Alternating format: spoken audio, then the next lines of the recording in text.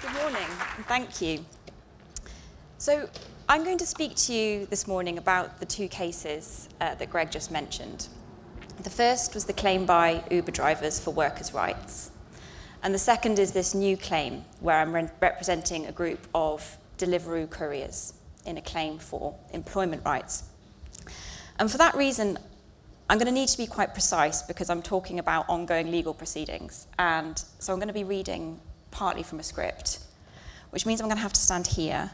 And this is quite tall, and I'm quite short. So I'm probably a talking head at the moment for a few of you in this room, for which I apologise. Before I go into the detail of these claims, I want to put them into context, which is that in recent years, there's been a real attack on workers' rights, particularly for the low-paid. And this trend has been called bogus self-employment, where companies are mislabeling their staff as self-employed contractors, when in reality they are workers or they are employees and they're entitled to workers' rights. And at the forefront of this trend towards bogus self-employment are some technology-based startups. So somewhat ironically, we've got new technology and these new practices taking us back in time when it comes to workers' rights. So rights that we were beginning to take for granted, the right to national minimum wage, the right to paid holiday. These are things that we're having to fight for now all over again. Now, I recognise that there is a widespread counter-argument to my position. The argument that far from being old-fashioned exploitation, companies like Uber and Deliveroo have modernised and changed the world of work for the better, that they've used technology to liberate workers, to work when they want, to work flexibly, and to be their own boss. And I'm going to explain why, from my experience of representing Uber drivers and Deliveroo riders, why I think that's wrong. And I'll start with the employment tribunal claim against Uber, where the drivers brought claims for the national minimum wage and paid holiday. And the story of this claim begins about 2.5 years ago, when one Uber driver made an inquiry to the firm that I work for. This driver had recently been assaulted and racially abused by a passenger. But it wasn't the passenger that he was particularly concerned about. It was Uber's response to the assault. After the assault, he wanted to report the passenger to the police. But he wasn't able to because he didn't know who the passenger was. The passenger's details are known only to Uber. So he contacted Uber. He explained he had been assaulted and racially abused, and he asked for the passenger's contact details. Uber refused to give them. Uber's policy is only to provide the passenger's contact details to the driver.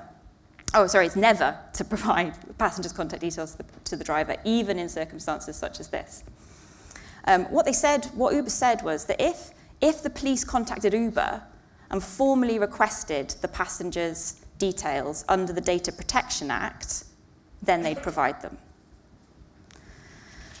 Now, obviously, on a human level, that was quite worrying, but legally, it was really interesting because it didn't fit with what Uber said was the legal status of their drivers. And I'll explain why now. Uber says that the drivers don't work for Uber, and so Uber is not obliged to give them workers' rights. Uber's claim is that it's not a taxi company at all, that it's a technology company that simply matches drivers who run their own driving business with passengers who want a taxi. And in the tribunal hearing last summer, Uber's lawyers compared Uber to eBay. They said that just in the way that eBay doesn't sell goods but matches sellers with buyers who then contract directly with each other, Uber is just a technology platform that just connects drivers with customers. And in this context, if this argument is correct, then the drivers only have a contract to work for each passenger. They've got no contract to work for Uber, and their claim for workers' rights will fail. Now, some of you are probably already a bit confused about this, because when you use Uber, you pay Uber.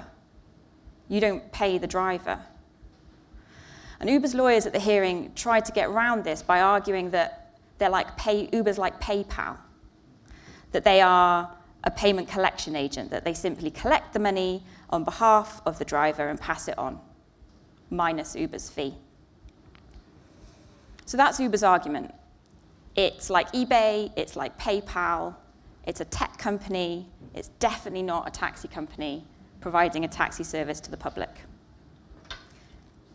But if we go back to the story of my client's assault, it doesn't quite fit with Uber's argument.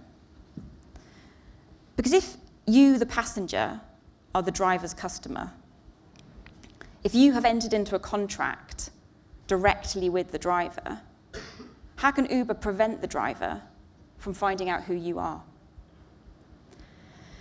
And so we looked more closely at Uber's working practices. And the more we saw, the more we thought that Uber's description of itself was a sham, that it was deliberately designed to misrepresent reality.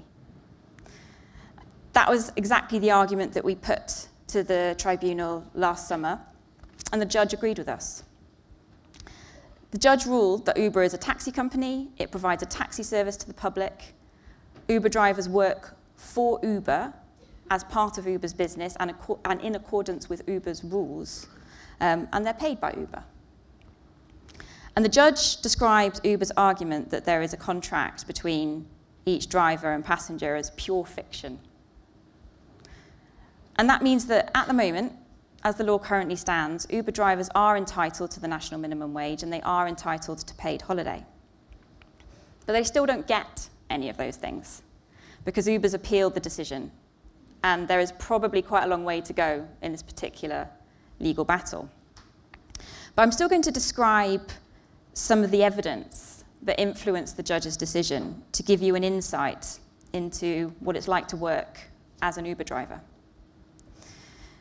So when an Uber driver logs onto the app to work, when they're sent jobs, they don't know where the customer wants to go until either the customer gets into the car and tells them, or until they swipe Start Trip on the app, and then that releases the destination.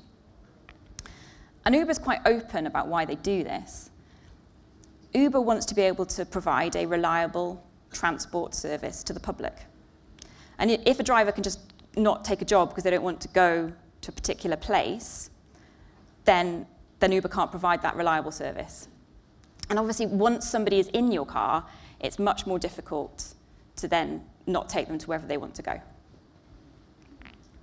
But what if a driver does refuse? So one of our clients is a female driver, and late one night, quite a drunk male passenger got into her car, and when she swiped the app, it showed that he wanted to go to a forest. And she sort of freaked out a bit and said, I don't want to go there, please call another Uber. But then she ran two other risks. She ran the risk of a complaint being made against her, and she ran the risk of a low rating. And we were able to show the tribunal last summer that when customers complain about Uber, Uber often doesn't ask the driver for their side of the story before issuing the driver with a warning.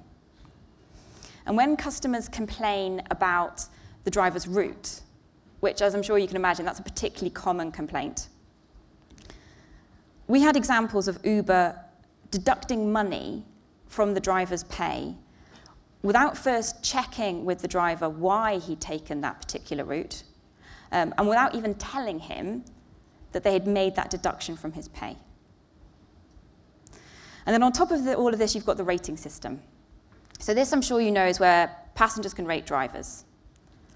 And Uber uses this as a performance management and disciplinary system. If drivers' ratings fall below a certain level, they receive warnings. They are sometimes logged off and forced to go through training, and only once they've been through training are they allowed to work again. and then some of them lose their jobs, and several of our clients had lost their jobs. And the average rating that drivers have to maintain is very high. It's at the time of the tribunal, it was over 4 out of 5. So that means that a few one-star ratings and a few ratings from someone like me who thinks, well, before I knew all of this, thought that 4 out of 5 was actually really good, suddenly the drivers are starting to worry about losing their jobs. And this is incredibly disempowering. So the number of drivers who have told me about passengers who are rude, who are dangerously drunk, and who are racially abusive. But they feel they can't challenge that behavior because if they ask them to stop or if they ask them to leave the car, they know there's a very high risk at that point of getting a 1-star rating. And it's important to note here how Uber uses technology as a tool to control the drivers so that they work how Uber wants them to work. And this isn't technology liberating workers. This is the opposite. And while it's true that Uber drivers can work when they want to, that only takes you so far if you're earning close to or under the national minimum wage, and if you've got fixed overheads. So a lot of our drivers will rent their cars, and obviously you have the cost of insurance on top of that. And that is why the rhetoric that we hear about freedom and flexibility in the gig economy obscures the real picture. And that gap between rhetoric and reality is arguably even greater for the Deliveroo riders that I'm representing, and their claim is going to be heard next summer. We hear a lot from Deliveroo about riders having freedom and flexibility to work whenever they want to. But that isn't the case for the riders that I represent, all of whom work shifts. Now, that's a pretty uncontroversial way to run a business, to get your staff to work shifts, until you consider that Deliveroo argues that these riders aren't entitled to the national minimum wage, they're not entitled to sick pay, and they're not entitled to holiday pay because, and this is a key part of Deliveroo's case, because Deliveroo says that these riders don't work for Deliveroo at all. Deliveroo is arguing that each rider is a self-employed entrepreneur with his or her own little delivery business, and that Deliveroo is a customer of each business run by each of those riders. Now make of that what you will. The reality of working for Deliveroo is that it's hard. Some of our clients have been paid well below the national minimum wage, and we're talking shortfalls of being between 10 and hundreds of pounds below the national minimum wage. And if they're knocked off their bike and they're injured and they can't work, well, that's just tough luck. They don't get sick pay.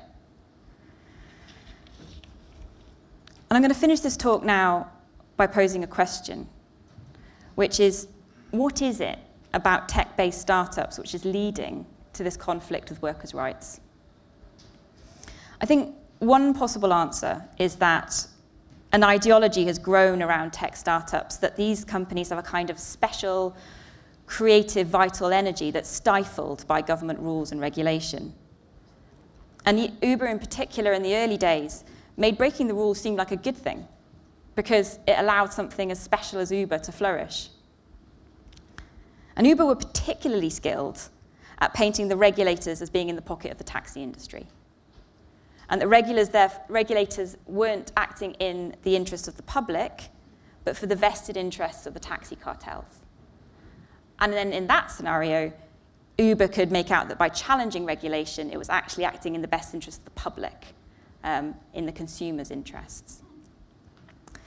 But as Uber has grown, we've seen the darker side of this attitude. We've seen Uber not pass on reports of sexual assault by its drivers to the police, and we've seen the use of grey ball. And I would argue that the failure to provide workers' rights is part of that contempt for the rules. So I think we need to challenge this ideology around tech startups and change the narrative to one that says that the measure of a startup is one whose idea is good enough and whose technology is good enough that it can succeed without exploiting people and without breaking the rules. Thank you.